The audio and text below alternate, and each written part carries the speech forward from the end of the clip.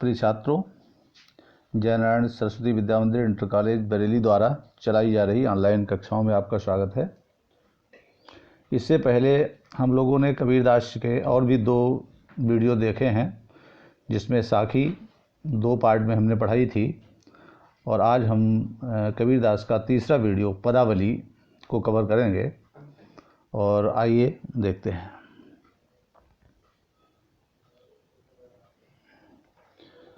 बहुत दिनंथय में प्रीतम पाए, भाग बड़े घरि पैठे आए। मंगलाचार माहि मन राखों, राम रसायन रसना चाखों। वीडियो में आप देखते जाएं, ये पदावली आपको दिखाई दे रही होगी। तो प्रस्तुत पदावली में जीवात्मा जो है, कबीरदास जी कहते हैं कि जीवात्मा परमात्मा रूपी प्रियतम को प्राप्त करके अत्यंत प्रसन्न है और अपना बड़ा सौभाग्य समझती है, अपने को बहुत भाग्यशाली समझ रही है कि भाग बड़े घर बैठे आए, कि हमारे जो प्रियतम परमात्मा हैं वो हमारे मैं बहुत भाग्यशाली हूँ कि हमारे घर पर ही बैठे बैठे मुझे मिल गए हैं, और उनके आ जाने से मैं बहुत प्रसन्न हूँ। और मंगलाचार माहि मन राखूं, इसलिए उनके आगमन पर अब मैं मंगल गीत गाऊंगी। और राम रसायन रसना चाखूं, और अपनी जिह्वा से ईश्वरीय आनंद का पान करूंगी, ईश्वरीय आनंद का पान करूंगी। इसमें आप देख रहे हैं कि जीवात्मा और परमात्मा से मिलने के आनंद का वर्णन इसमें किया गया है।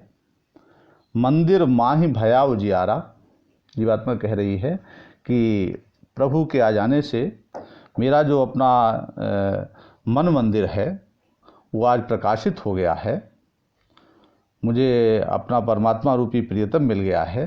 ले सूती अपना पीऊ प्यारा, इसलिए अब मैं परमात्मा रूपी प्रियतम को लेकर के, परमात्मा रूपी प्रियतम को लेकर के अब मैं सुख का अनुभव करूंगी। मैं सुख का अनुभव करने, सुख भोगने लगी हूँ। सूती का मतलब यहाँ पर सुख से है। अपने परमात्मा रूपी प्रियतम को प्राप्त करके अब मैं सुख मिलन का अनुभव करने लगी हूँ।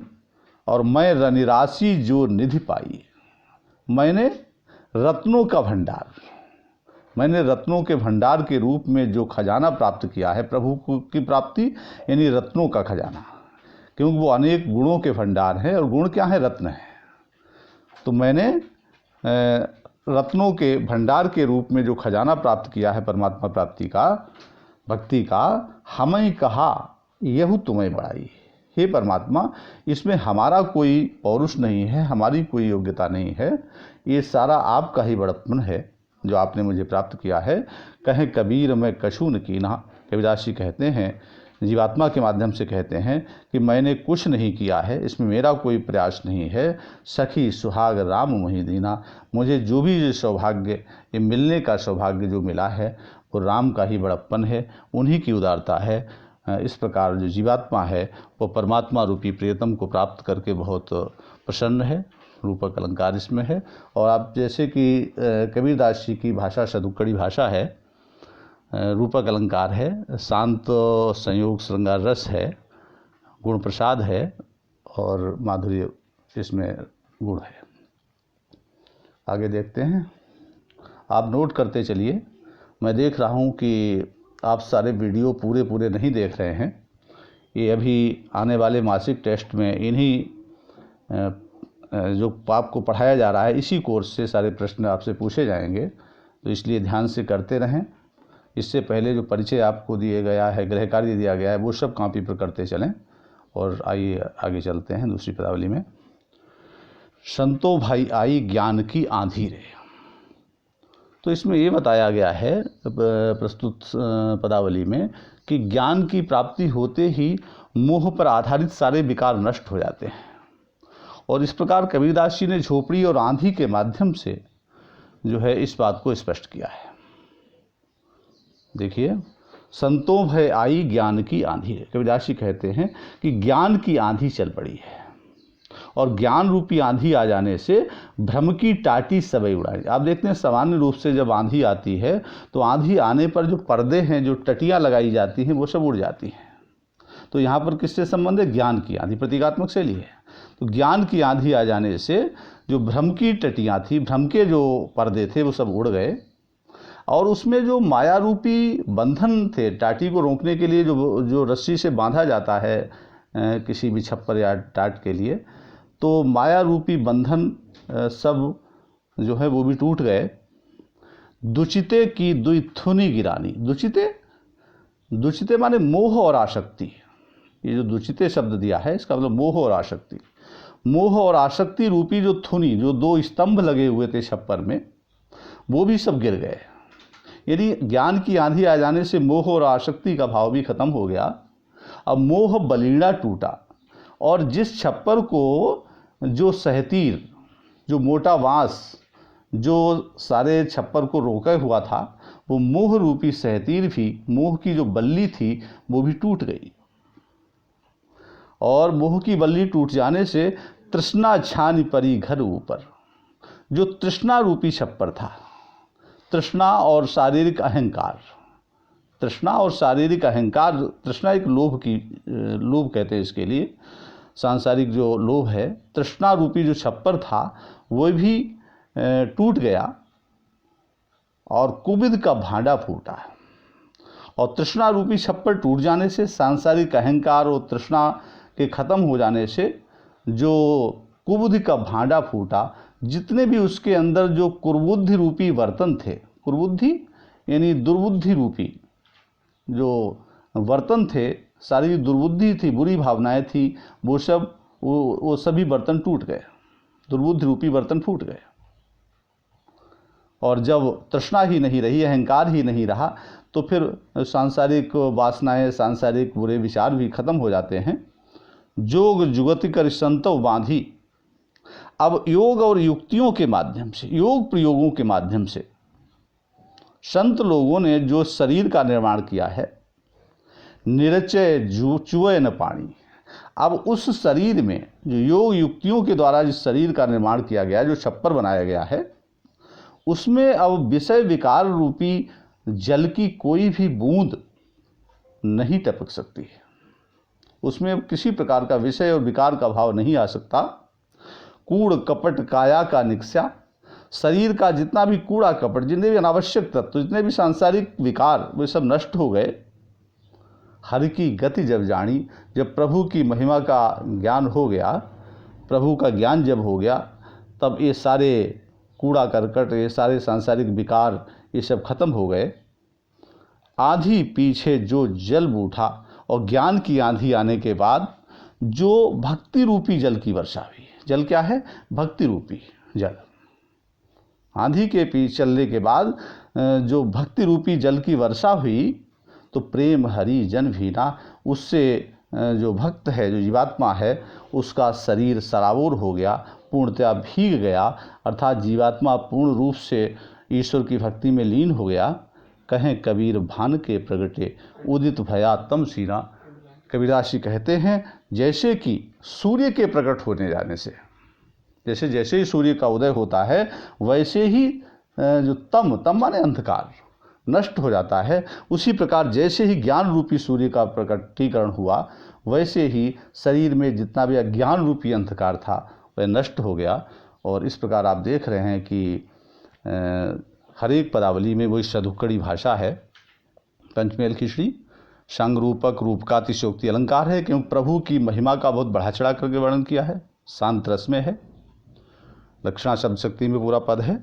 अब जिसमें छोटे छोटे प्रश्न आ सकते हैं, जैसे कबीर ने इस पद में किस तथ्य को और किन रूपकों के माध्यम से व्यक्त किया है, इसमें प्रश्न है। तो कबीर ने झोपड़ी और आंधी, इन दो रूपकों के माध्यम से स्पष्ट किया है कि ज्ञान की प्राप्ति होते ही मोह पर आधारित विकार नष्ट हो जाते हैं। ऐसे प्रश्न, छोटे छोटे प्रश्न आ सकते हैं। कबीर ज्ञान का महत्व बताते हुए क्या कहते हैं?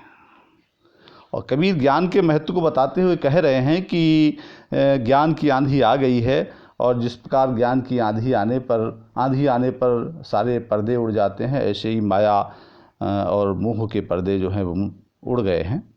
इस प्रकार से छोटे छोटे प्रश्न आपको आएंगे। सांसारिक अहंकार नष्ट होने का क्या परिणाम हुआ?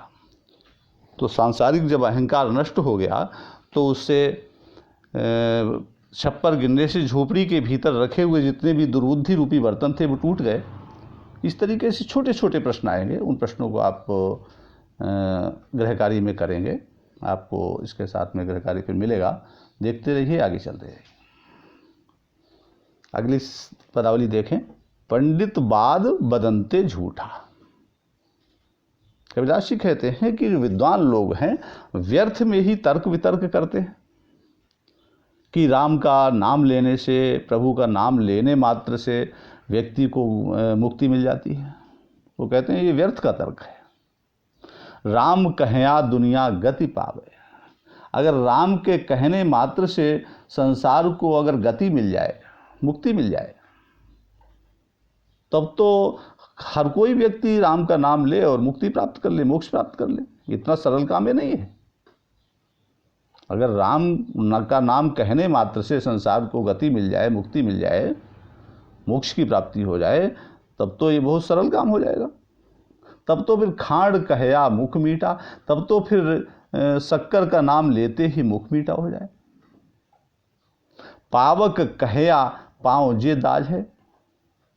और अग्नि का नाम, पावक का नहीं अग्नि, अग्नि का नाम लेते ही पैर जलने लगे, दाढ़े माने जलने लगे। जल कहे तृषा बुझाई, और जल का नाम मात्र लेते ही प्यास बुझ जाए। समझ रहे हैं आप इसको? भोजन कहे आप भूस जे भागे, और भोजन का नाम लेते ही भूख भाग जाए।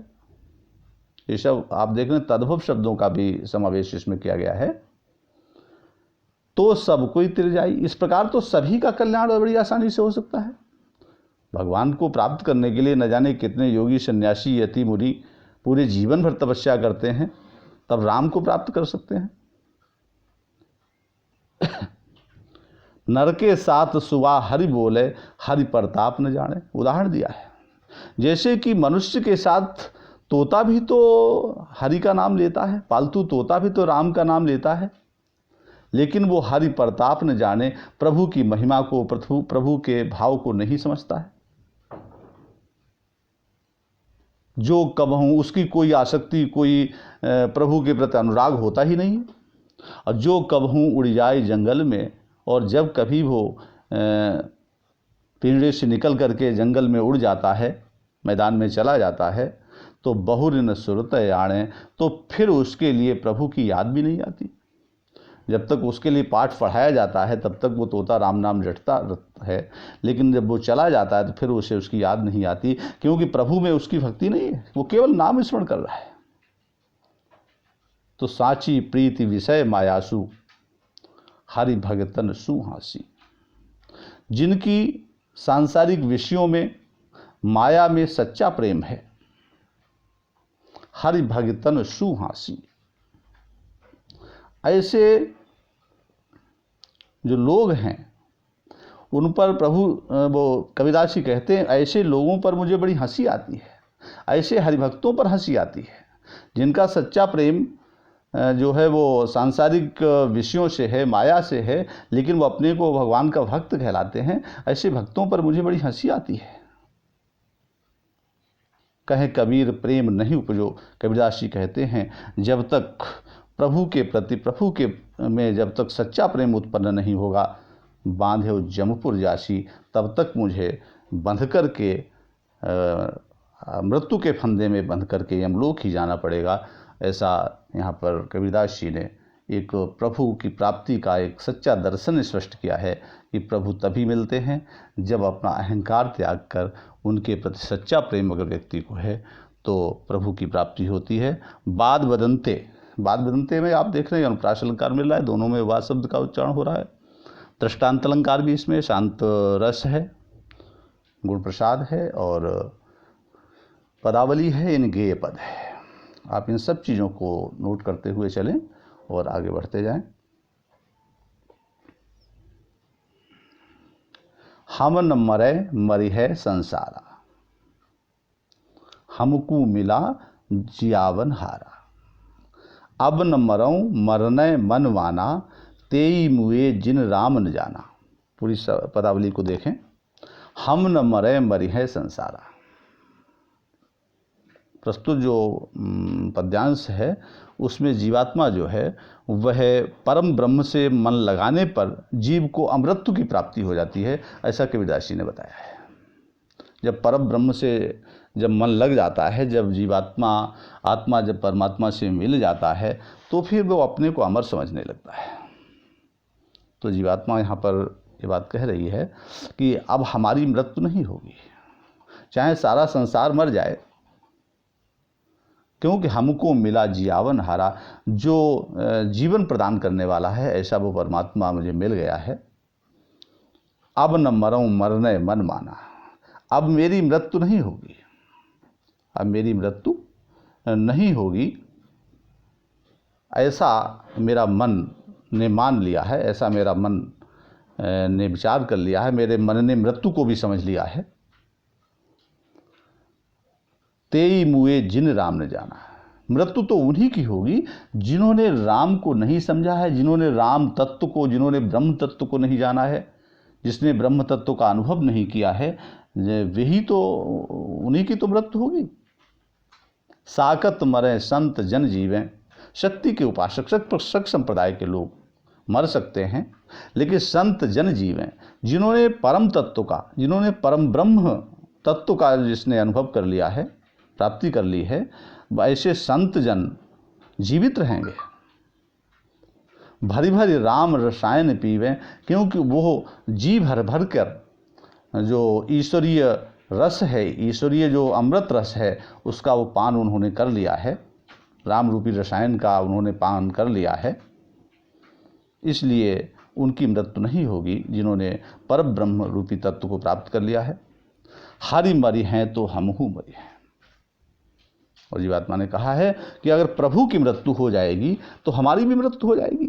और प्रभु जब अमर हैं, जब अमर तत्व नहीं मरेगा तो हमारी भी मृत्यु कैसे होगी। जब हरि न मरे, जब प्रभु नहीं मरेंगे तो हम काहे को मरे हैं, तो मैं क्यों मर जाऊंगा, मेरी मृत्यु क्यों होगी। कहें कबीर मन मन ही मिलावा। कबीरदास जी कहते हैं कि मैंने तो अपने मन को मन ही मिलावा, ईश्वर से मिला दिया है, मैं ईश्वर में संयुक्त कर दिया है, तद्रूप कर दिया है। अमर भय सुख सागर पावा। इस प्रकार जो है मैं अमृत को प्राप्त हो गया हूँ, मुझे सुख रूपी सागर जो ब्रह्म तत्व है उसकी प्राप्ति हो गई है, इसलिए अब मेरी मृत्यु होने वाली नहीं है। आप देख रहे हैं पुनरुक्ति प्रकाश अलंकार भी है, शांत रस में है, प्रसाद और माधुर्य इसमें गुण है। आप नोट करते चलिए और आगे बढ़ें।